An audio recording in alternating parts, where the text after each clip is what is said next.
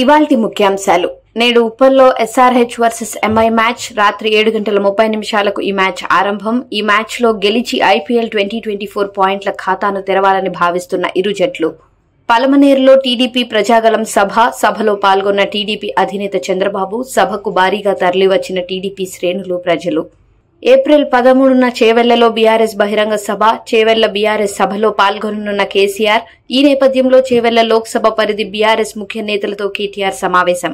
శ్రీవారి సేవలో CJI justice DY చంద్రచూడ్కు స్వాగతం పలికిన టీటీడీ ఈవో ధర్మారెడ్డి. స్వామివారిని దర్శించుకుని మొక్కులు చెల్లించిన సీజేఐ. దర్శనం అనంతరం జస్టిస్ చంద్రచూడ్కు వేద ఆశీర్వచనం చేసిన పండితులు. సీఎం రేవంత్ రెడ్డిపై కేటీఆర్ సంచలన వ్యాఖ్యలు. లోక్సభ ఎన్నికల తరువాత బీజేపీలోకి సీఎం రేవంత్ రెడ్డి వెళ్తారని ఆరోపణ. కాంగ్రెస్ కు ఓటు వేసినా బీజేపీకే ఓటు వేసినట్లేనని వ్యాఖ్య. చంద్రబాబు ప్రచారానికి బ్రేక్ వేసిన ఈసీ. ఈ నెల 29న ఎమ్మిగనూరులో జరిగే చంద్రబాబు పర్యటన వాయిదా. అదే రోజు సీఎం జగన్ సభ ఉండడంతో భద్రతా కారణాలతో చంద్రబాబు పర్యటనకు ఈసీ అనుమతి నిరాకరణ.